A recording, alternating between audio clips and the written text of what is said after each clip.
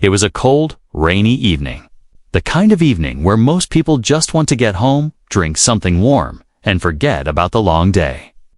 The clouds were dark, the roads wet, and cars moved slowly under the yellow streetlights. Daniel, a quiet man in his early 40s, was driving home after a long shift at work. He wasn't in a hurry, but he was tired. His small house waited for him at the end of a quiet street, and all he could think about was resting.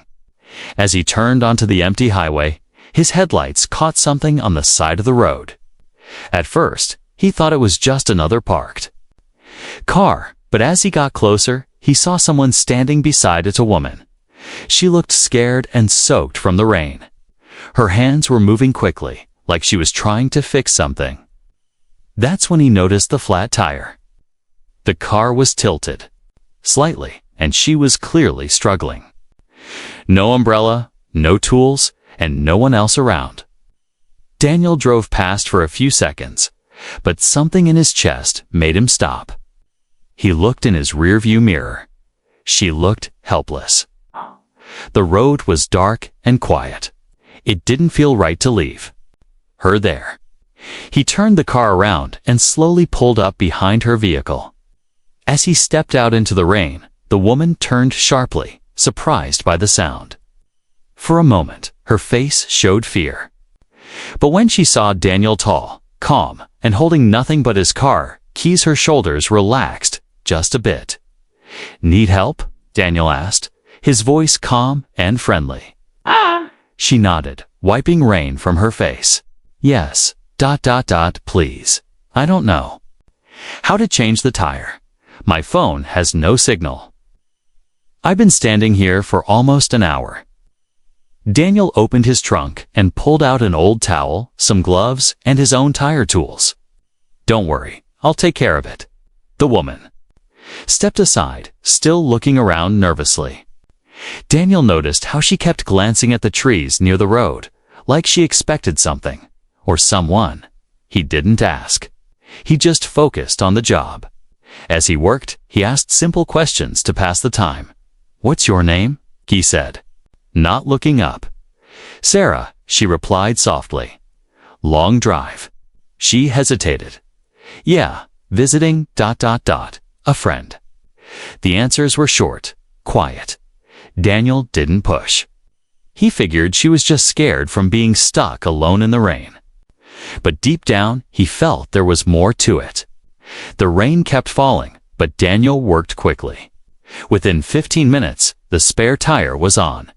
He stood up, wiping his hands on the towel. "There, you're good to go." Sarah looked at him with wide eyes, like she couldn't believe someone would help her without asking for anything in return. She opened her small purse and pulled out a folded $20 bill. "Please, take this. For your time." Daniel smiled gently and shook his head. "No, it's okay. Just glad I was driving by." For a second, she just stood there, staring at him. Then she stepped closer and handed him a small piece of paper. "Then at least take this. Thank you, really." Daniel took the paper without thinking much, nodded, and wished her safe travels. She got into her car, started the engine, and drove away into the night, her red taillights disappearing into the misty rain. As Daniel walked back to his car, something about the whole thing stuck in his mind. Her nervous glances, her quiet voice, the way her hands had trembled. It wasn't just fear of a flat tire. It felt deeper. He sat in the driver's seat and opened the small paper she had given him. It was just a thank you note. Or so it seemed. The handwriting was messy, rushed, but he didn't look at it too closely. He folded it, placed it in the cup holder, and drove home. That night, as he lay in bed, he kept thinking about Sarah, about her eyes, about how she kept watching the trees. He didn't know why it bothered him. Maybe it was nothing. Maybe it was just the rain playing tricks on his mind. Or maybe, maybe, something was very wrong. But Daniel had no idea, then no way of knowing that this small act of kindness Stopping to help a stranger on a rainy road would change everything. That tomorrow, something would happen that would shake him to the core. Something that would make him question everything. At that moment, he was just a good man who helped someone in need. But the story was only beginning, and the next chapter would start with the sound of tires and a black SUV parked outside his house. Daniel woke up the next morning with a strange feeling in his chest. He couldn't explain it. It wasn't fear. It wasn't exactly worry. It felt more like something unfinished, something out of place. He made coffee, opened the curtains, and stood there, staring out the window. Rain had stopped, but the clouds were still heavy, hanging low like the sky itself was tired. The street outside was quiet, too quiet, even for a Tuesday morning. No kids on bikes, no joggers, no passing cars. Just stillness. He sat on the couch and remembered the woman from the night before. Sarah, the way she kept looking behind her. The way she barely spoke. And then, something odd came back to him. When she handed him that thank you note, our fingers had brushed against his, and it felt like she'd written something on his skin with her fingers so fast he almost thought. He imagined it. Curious now, he walked out to his car to check the note she'd given him. He had left it in the cup holder. He opened the car door and sat inside. The note was still there, folded neatly. He unfolded it slowly. It was just one sentence. Thank you. You saved me. Vet. There was something drawn in the corner. A tiny mark, a symbol. It looked like a triangle inside a circle done in shaky pen. Daniel stared at it for a long time. Strange, he whispered. He was still sitting there, thinking about it, when something caught his eye. A shadow, movement, a car. Rolling down the street, slow like it was searching for something. It was a black SUV, tinted windows. No plates, it didn't speed past. It didn't stop at any houses. It just slowed down when it reached his driveway. Daniel sat frozen in his car, heart suddenly pounding. The SUV stopped. No one got out. The engine hummed like a deep growl. Too quiet for such a big vehicle. For 5 full minutes, the SUV just sat there. Daniel couldn't see inside. He felt exposed, like whoever was inside could see him, but he couldn't see them. Then, without warning, the SUV slowly rolled forward again. It turned the corner and disappeared like it had never been there. Daniel stepped out of his car, looking around. No neighbors had come outside. No one else saw it. He was alone, completely alone. He stood in the street, heart still beating fast. Was that just coincidence? He wondered. Or was it because of her? He thought about calling someone, the police. No? What would he even say? Car parked outside. My house for 5 minutes. They'd laugh, or worse, ignore him. But deep inside, Daniel knew this wasn't just nothing. It meant something. Something was starting, and he was already in it. Daniel didn't sleep much that night. Every creak of the house, every gust of wind outside made him sit up and listen. His mind kept going back to the black SUV. The way it just stopped outside his house. The way it left, slowly, like it wasn't. In a rush like it had already seen what it came to see. The next morning, Daniel woke up before the sun. He brewed some coffee, but the warmth didn't reach his hands. Something in the air felt cold.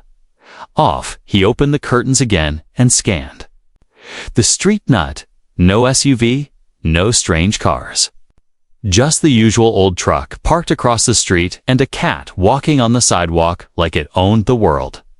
Daniel sat back down on the couch, trying to calm himself. Maybe he was just overthinking. Maybe the SUV had nothing to do with Sarah. Maybe he just happened to notice it, because he was already nervous. Then came the knock, 3 sharp knocks on the front door. Not friendly. Not slow. Daniel froze. He walked to the door and looked through the peephole. Two men, they weren't from around here. One wore a black coat, the other had a leather jacket with patches. Neither smiled. Both looked serious. One of them had something clipped to his belt. Was that a badge? Daniel opened the door halfway. "Mr. Daniel Foster?" the man in the black coat asked. "Yes," Daniel replied, cautious. "We need to talk. It's about a woman. The one you helped yesterday." Daniel blinked. "Sarah." The man nodded. She's missing? We need to know everything you remember." The words hit Daniel like a slap. Missing? They came inside and sat down, not wasting time. "She was last seen near the same highway where you said you helped her. No one else has seen her since. Her phone is off. Her car was found abandoned 2 miles from where you said she drove off." Daniel sat in silence. He remembered her shaky voice, her eyes darting toward the trees. The message on the note. "You saved me." He told the officers everything. How she had no signal. How she seemed afraid. How she handed him a note. Wait. He reached for it. He showed them the small piece of paper. They examined it, eyes narrowing when they saw the tiny hand-drawn symbol in the corner. "You know what this means?"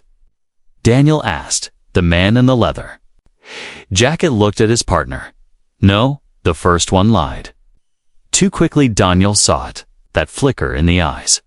That hesitation. He knew they recognized it, but they weren't saying.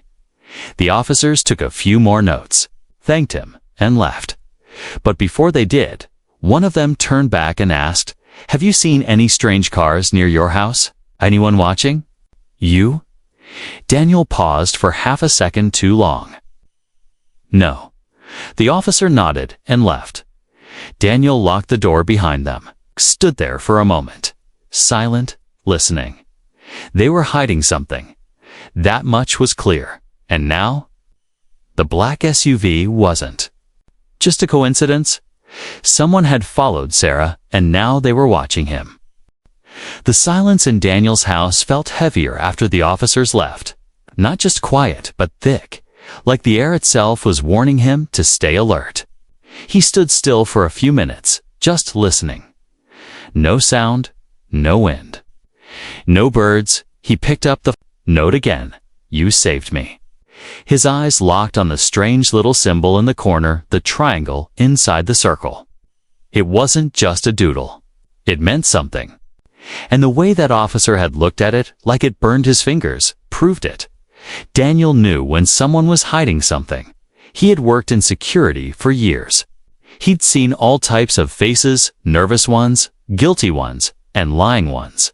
Those men, they knew what that symbol meant, but they didn't want him to know. He opened his laptop and searched online for the symbol. Triangle inside a circle. Secret signs. Emergency signals. Nothing useful. Just weird articles about secret societies and old religious symbols. Nothing about a missing woman named Sarah. He leaned back, rubbing his tired eyes. Then the doorbell rang. Not a knock this time. A single ring, short, cold. Like a warning, he looked through the peephole. No one. He opened the door carefully, heart thumping in his ears. On the doorstep sat a small black envelope. No name, no stamp. Just perfectly placed like someone wanted him to find it, but didn't want to be seen. He picked it up slowly and brought it inside. Inside the envelope was a photo. Blurry but clear enough. It was Sarah sitting in the passenger seat of her car. The photo had been taken through glass from outside, likely while Daniel had been changing the tire. On the back, something was written in red marker. You weren't supposed to help her. Daniel stared at the words. His hands trembled. The photo wasn't just creepy, was a message. Whoever had followed Sarah that night had also seen him, had photographed him, had come to his house, and they knew who he was. He checked the windows, locked the doors, closed the blinds. His home, once peaceful, now felt like a trap. like he was inside a glass box, being watched from all sides. He couldn't call the police, not yet. Something told him this was bigger than a missing person case. Something deeper. Something darker. He went back to the photo and stared at Sarah's face. She hadn't looked scared in that moment. She had looked ready, like she knew she was being watched. Like she knew exactly what she was doing when she handed him that note. She had used him, but for something good, something dangerous. And now, whoever had been chasing her was chasing him too. Daniel couldn't stop staring at the photos. Sarah caught through the glass. A frozen moment in time. Her eyes weren't looking at the camera. They were looking at him. Right at him. Not scared, not begging, but serious, almost like she was. Warning him even then. And then there were the words on the back. You weren't supposed to help her. Daniel felt a chill run down his spine. The air inside the house suddenly felt tight, like the walls were leaning in. He took the photo and the note and locked them in the drawer of his desk. He didn't know why. Maybe he thought it would somehow keep the danger out, as if paper behind wood could protect him from whatever was coming. That night, he couldn't sleep. His ears listened to every noise, the hum of the fridge, the groan of the floorboards, the distant bark of a dog. Shadows danced on his walls. Every car that passed outside made him sit up straight. At 2:47 a.m., he got out of bed. He couldn't ignore it anymore. He went back to his car, grabbed the gloves he had worn the night he helped Sarah, and checked the pockets. There was something there. He pulled it out slowly, a tiny square of folded paper, no larger than a matchbox. He didn't remember her giving it to him. Maybe she had slipped it in while pretending to thank him. Maybe she knew she wouldn't get another chance. Daniel unfolded the paper. It wasn't a message this time. It was a map. A hand-drawn map, no streets, no names. Just shaped trees, a bend in the road, a small river, and a red X. On the bottom, one word. Tracked. Daniel felt like the ground beneath him shifted. She had left him a trail. A clue, maybe even a cry. For help, but what did tracked mean? Was she being tracked? Was he now being tracked? He rushed inside and laid the map on the table, trying to match it with real roads on Google Maps. Nothing fit. It was too abstract, too rough. But the river bend looked familiar. He remembered seeing something like that just past the highway. Where he had helped her, he stared at the red X. Was she there, hiding, or was this a trap? Then his phone buzzed. Unknown number. One text. Stop digging. Last warning. Daniel's heart skipped. He didn't reply. He didn't breathe. They were watching him. Listening, probably close, but it was too late. Daniel had already crossed a line. And whatever lay at that red X, he had to find it. Because Sarah trusted him when no one else would. And now she was depending on him again. Daniel waited until the sun rose before leaving his house. He barely slept. The message on his phone haunted him. Stop digging. Last warning, he didn't answer it. He didn't delete it either. He just stared at the screen for hours, thinking, weighing, wondering if he was walking into danger, or something worse. By 6 a.m., he had packed a flashlight, a knife from the kitchen, and a bottle of water. Not much, but he wasn't planning to camp out. He just needed to see what was at the red X. He drove past the same highway where he first met Sarah. The same place where she stood in the rain, scared, with a flat tire. Now, he looked at that road differently. Every bush looked like it might be hiding someone.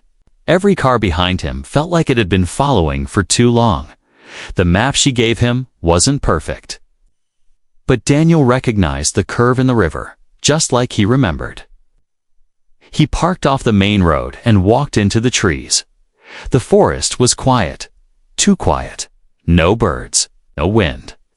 Just the sound of his own steps on the soft ground. He followed the hand-drawn path round a crooked tree, past a small pile of rock sand, finally reached a half-buried metal box under a patch of wet leaves. Danielle knelt down and opened it. Inside were a few items: a burner phone, turned off, a flash drive taped to the lid, and a photo ID of Sarah, but with a different name. Alina Voss, federal witness. Daniel's breath caught. She wasn't just some random woman with a flat tire. She was someone important. Someone hunted. He picked up the flash drive and stood up. That's when he heard it. A snap. A twig crushed underfoot. Not his. Daniel spun around too late. A tall man in a black coat stepped out from the trees, holding a silenced pistol, pointing it straight at him. "Put it down," the man said calmly. Daniel didn't move. Another voice came from behind. A woman's voice. "Don't. He's not part of this." Daniel turned, his eyes widened. It was Sarah, alive, standing but not afraid. She wore black jeans, boots, and a jacket with a badge hanging from her neck. "Put the gun down," she told the man. "You're done." Another SNAP agent stepped out from behind the trees. 3 of them, guns raised. Quiet, professional. Ready. The man with the pistol froze. Sarah walked up beside Daniel.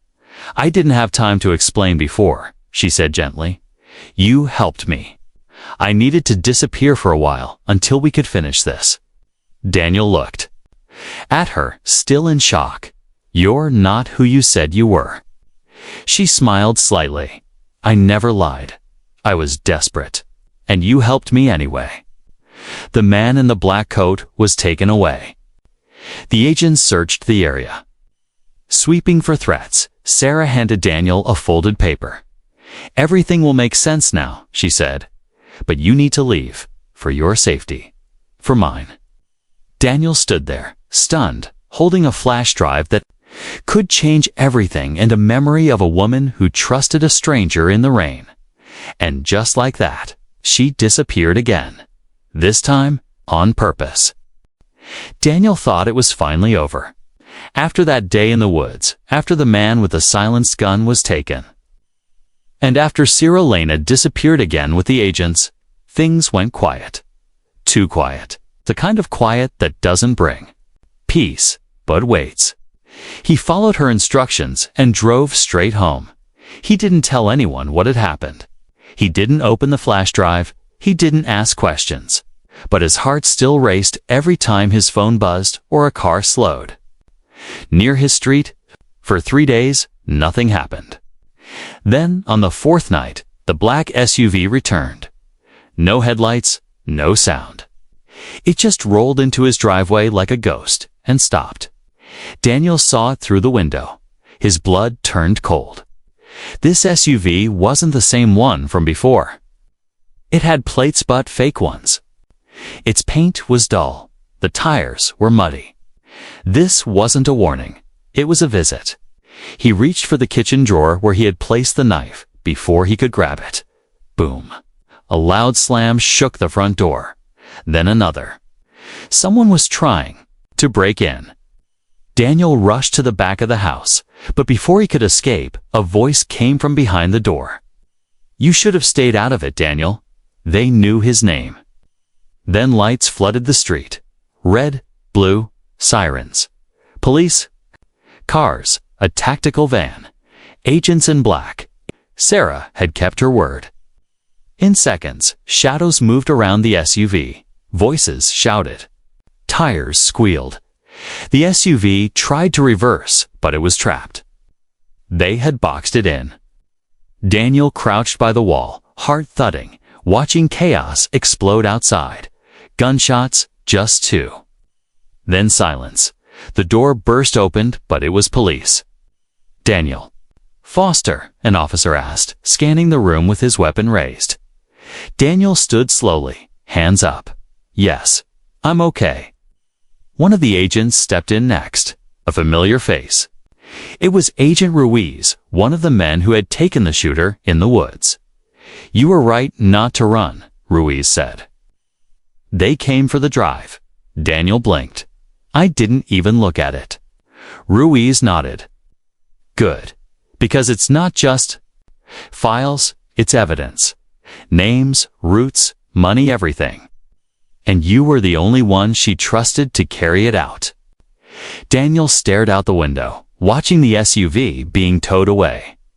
They said I shouldn't have helped her, he muttered. Ruiz looked at him with something like respect. They were right.